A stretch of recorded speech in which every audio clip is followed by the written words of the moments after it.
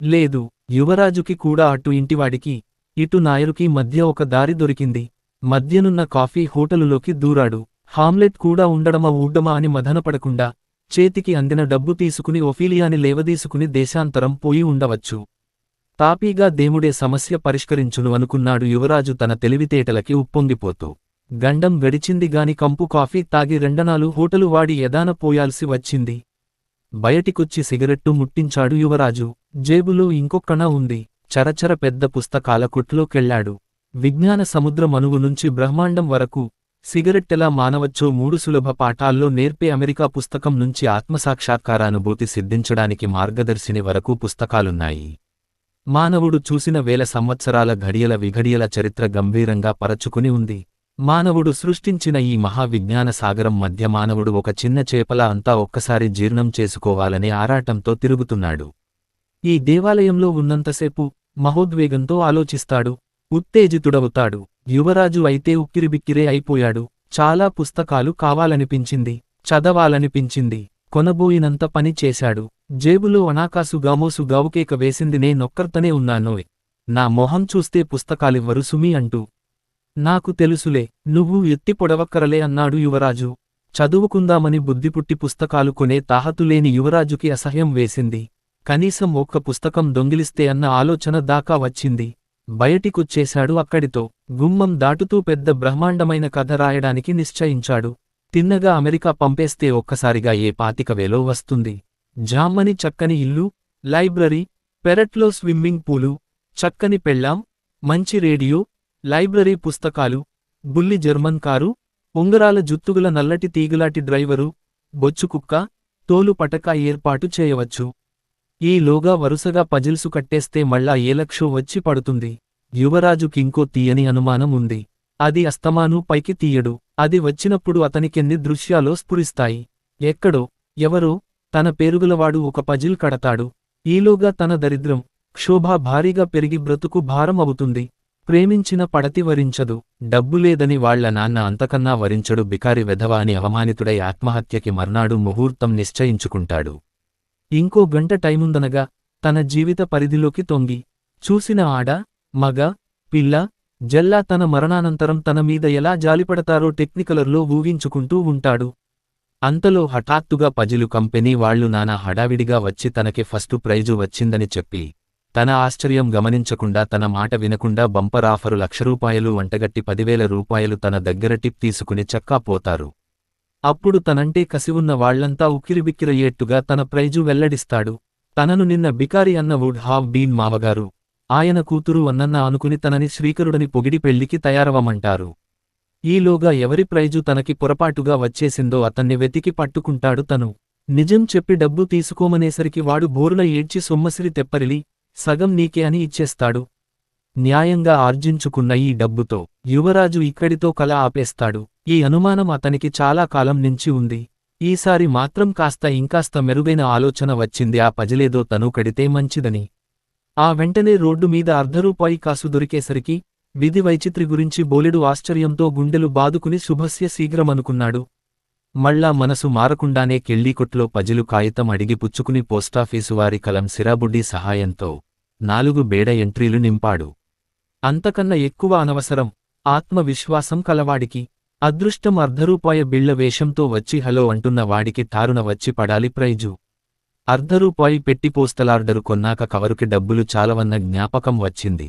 ఉన్న అనా పెట్టి బుక్ పోస్టులో పంపితే పోస్టల్ ఆర్డర్కి రెక్కలు మొలుస్తాయి. పోనీ 3 ఎంట్రీలు పంపుదామంటే మనసొప్పలేదు. 3 కీడు 3 నంబరు. ముత్యం 3 సామెత సహించలేదు. పైగా ఆ 4దే తనకి 70,000 తెచ్చే ఎంట్రీ కావచ్చు. అనక జుట్టు పీక్కుని చాలా ఇదిగా ఏడవాలి. అనాకాసు, పోస్టలార్డరు, పజిలు కాగితం జేబులో వేసుకుని వేటకెళ్లాడు యువరాజు. కనీసం అనా దొరికితే చాలు. తిండి రేపు చూసుకోవచ్చు. 8 గంటలైంది. అప్పిచ్చువాడు ఎవడూ కనబడలేదు. కనబడ్డవాడు ఎవడూ అప్పివ్వలేదు.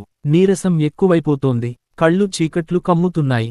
పసుప్పచ్చ, ఆకువచ్చ, ముదరనీలి రంగులు కనబడుతున్నాయి. కళ్ళు నులుపుకుంటేగాని రోడ్డు మనుషులు కంటి కానడం లేదు. తలలో నరాలు ఉండుండి కంపిస్తున్నాయి. పళ్ళు పటపట కొరికి దవడలు పీకుతున్నాయి. శరీరంలోని ప్రత్యంగము యథాశక్తిని బాధపెడుతోంది. విపరీతమైన చలిగాలి వీస్తోంది. పైగా వాన మొదలెట్టింది. ఇదే హోల్సేల్ బాధ. అంటే లోపల బయటా కూడా హింస అనుకున్నాడు యువరాజు.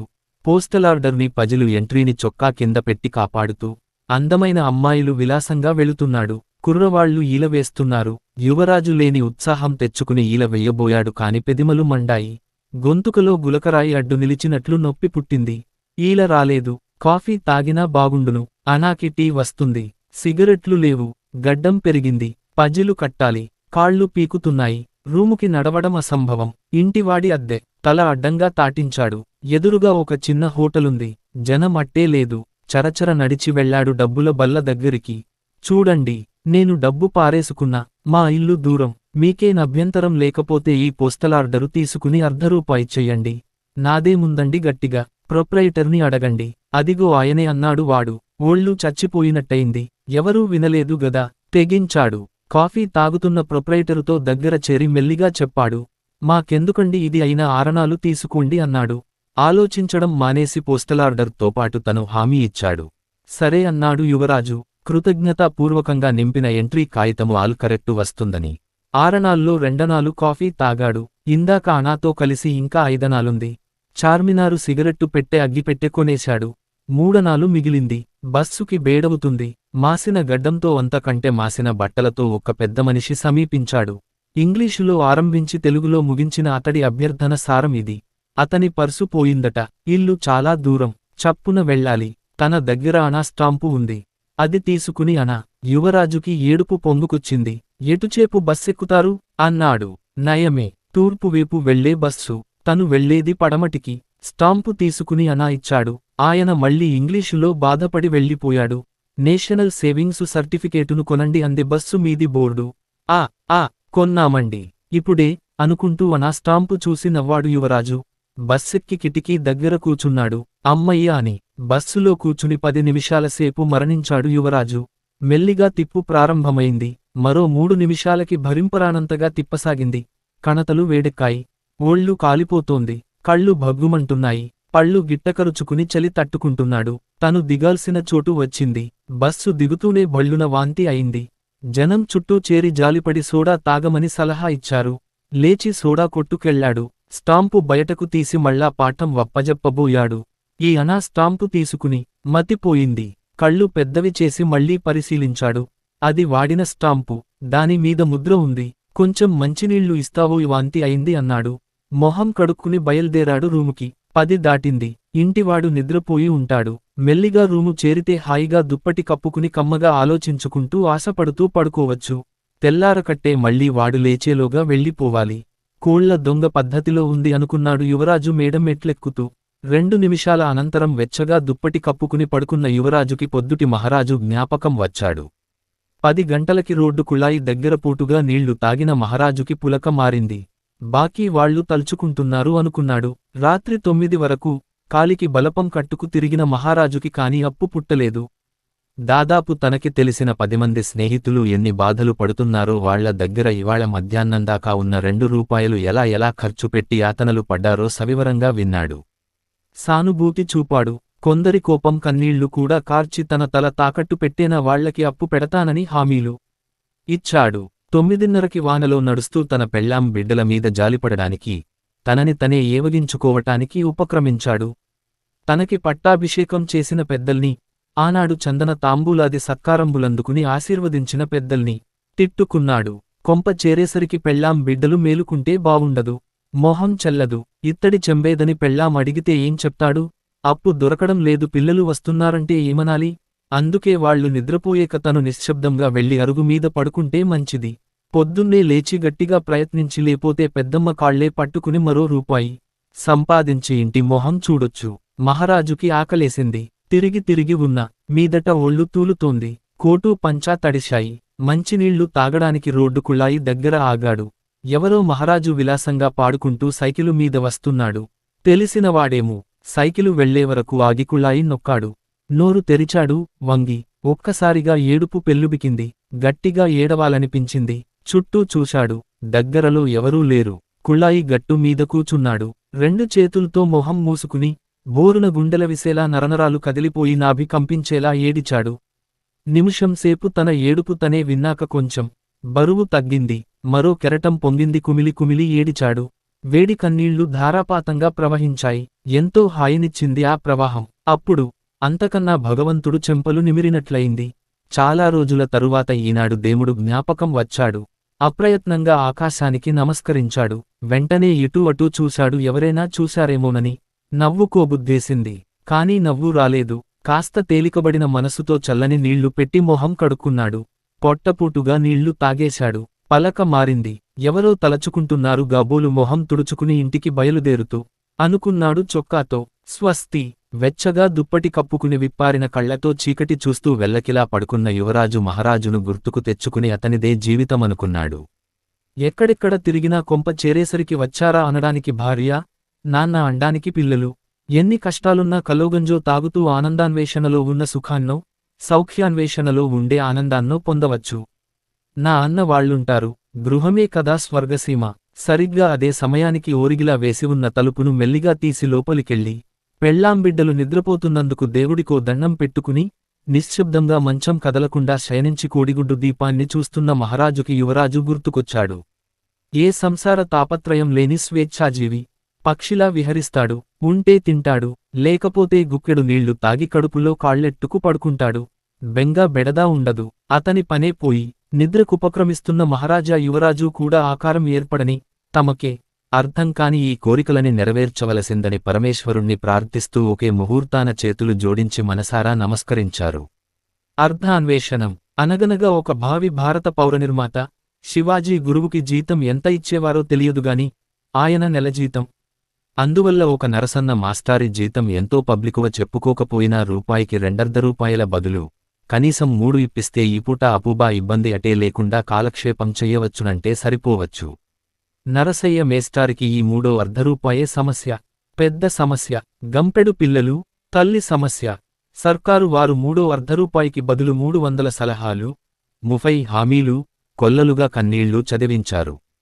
అవన్నీ కూడి, గుణించి, భాగించి, అవస్థపడి జీర్ణించుకున్న తర్వాత బెంగపడే మేస్టారు, బాధపడే భార్య, వేధించే కుమారరత్నం, కుమారీమణి, దొరకని ₹3.5 దానికోసం నోరు తెరుచుకు కూర్చున్న బియ్యపు డబ్బా, బొగ్గుల బస్తా, పోపుల పెట్టి, బాకీ లిస్టు, క్వశ్చన్ మార్కు శేషం వచ్చాయి. ఈ కూడని శేషం రాకూడదని ఆయన ఆశ. అందుకు వరసన్నగారికి తెలిసివదారి ఒకటే. పట్టాభిషేకమై బడిపంతులు ఉద్యోగం చేపట్టిన నాటినుండి ఆయన ఆ దారినే నడుస్తున్నా. ఒక ఆదివారం ఉదయం ఆయన దొరకని ₹3.5 కోసం రోడ్డెక్కడానికి ముస్తాబయ్యాడు. అప్పటికి ఆయన జీతం అంది కొంతకాలమే అయినా ఇంకొంతకాలంలోనే అందయ్యబోతోందని రూఢిగా వార్తలు అందడంతో కొంత వాషారు, ఇంకొంత ధైర్యం వచ్చాయి. దానికి తోడు అటు మొన్నటి వార్తాపత్రికలో పెద్దల ఉపన్యాసాలు బోలెడు ధైర్యం చెప్పాయి. అందరికన్నా నువ్వే గొప్పవాడివి సుమి అన్నాయి. వెధవది డబ్బు ముఖ్యమా అని అడిగాయి. కాదు సుమా అని అవే జవాబు చెప్పాయి. భారత భాగ్యవిధాతలను రూపొందించి తీర్చిదిద్దడంలో నరసన్నగారు మహత్తర భూమిక నిర్వహిస్తున్నట్లు వెల్లడించి, అది ఎంత మహత్తరమో విడిగా ఎలుగెత్తి చాటాయి. వరిపన్నగారు సగర్వంగా తల తాటించారు. ఆ దేవతా వస్త్రాలు ధరించి ఒకసారి వంటింట్లోకి తొంగి చూపాడు. కొనే అని పిలిచాడు. నేనేం చేస్తున్నానో తెలుసా అన్నాడు దర్జాగా. ఏముంది, అప్పుకి బయల్దేరుతున్నారు అందావిడ.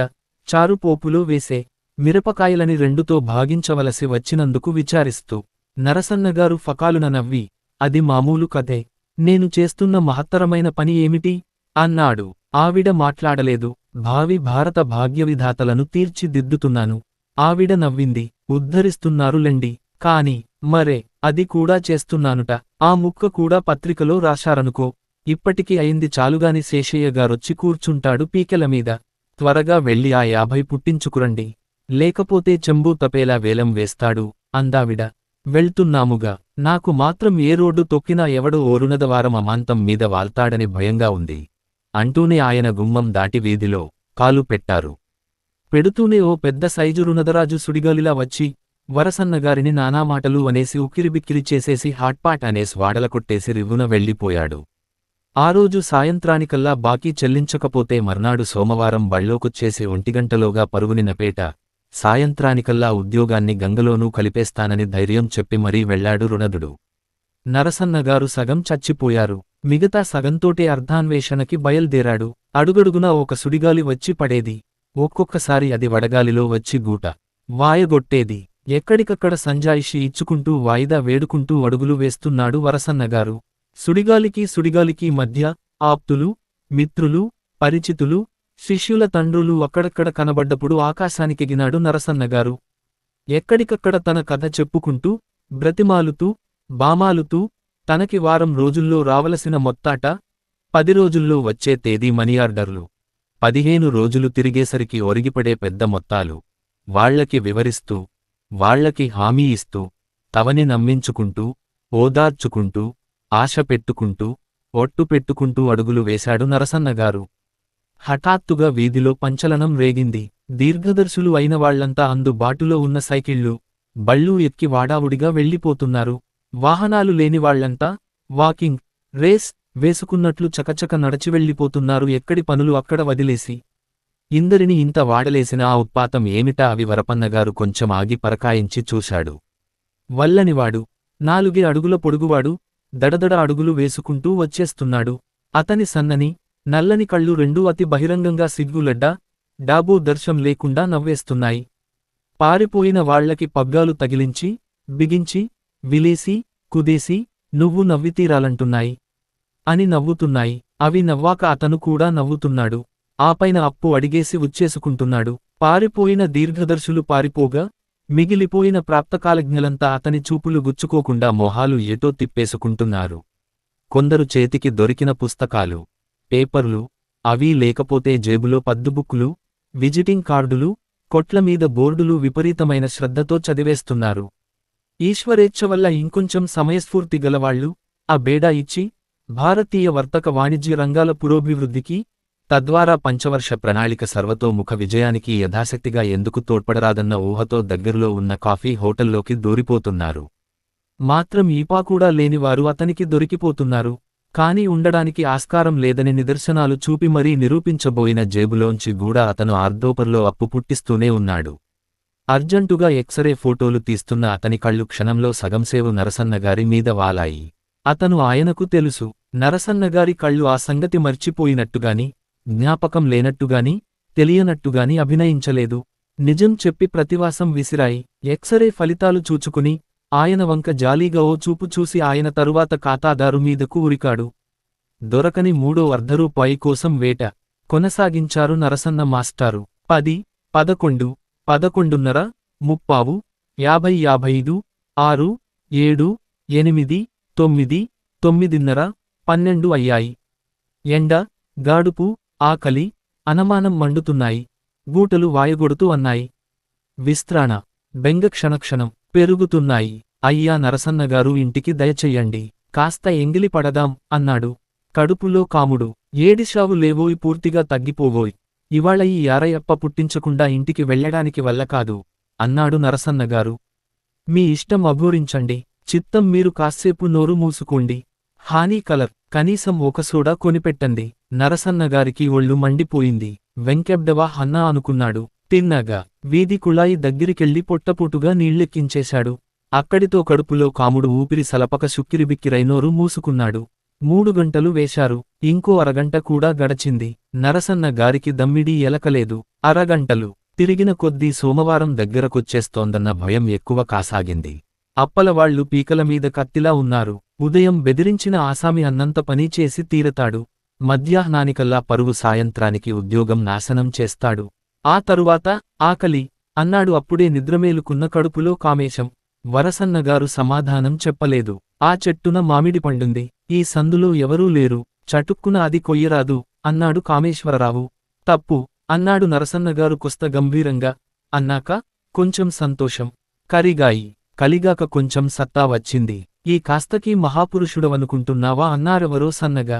లేదనుకో. అయితేనేం నందు మలువు తిరిగిన నరసన్నగారికి అల్లంత దూరాన తప్పకుండా అప్పిచ్చేటంత